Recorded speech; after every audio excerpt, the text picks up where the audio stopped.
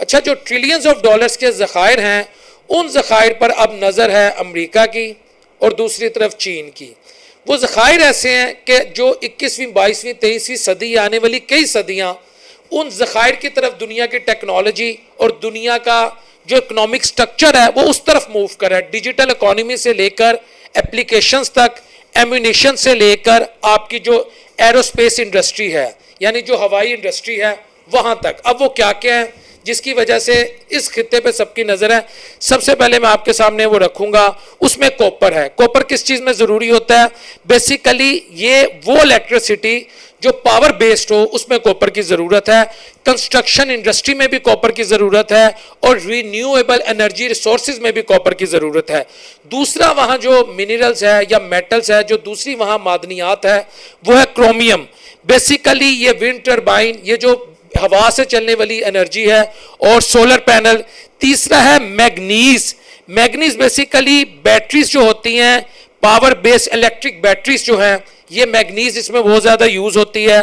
ठीक है, जो व्हीकल्स हम चलाते हैं यानी जो इलेक्ट्रिकल व्हीकल्स है जो उसमें बैटरी इस्तेमाल होती है उसमें मैग्नीज जो है ना उसका बड़ा अहम रोल है।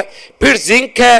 जिंक ऑटो इंडस्ट्री में काम आता है, कंस्ट्रक्शन इंडस्ट्री में काम आता है, स्पेशली बिल्डिंग को तगड़ा करना हो तो जिंक उसमें काम आता है। ये तमाम जो माइंस मिनरल्स हैं ये खरबों डॉलर्स के जो हैं ये बलोचिस्तान में मौजूद हैं।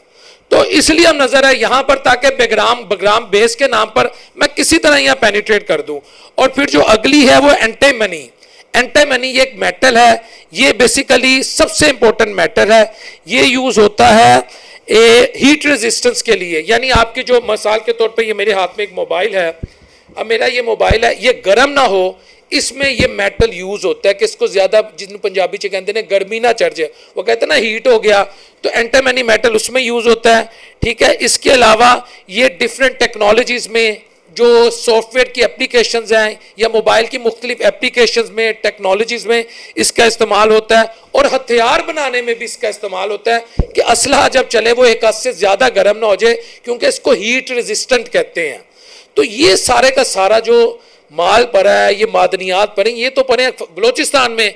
बलोचिस्तान में हम नजर है चाइना की, बलोचिस्तान में नजर है अमेरिका की, और बलोचिस्तान है पाकिस्तान का इंटेग्रल पार्ट। इसलिए वहां पर कभी BLA, कभी मजीद ब्रिगेड और दीगर इस तरह की शरारतें और खबासतें आपको नजर आती हैं।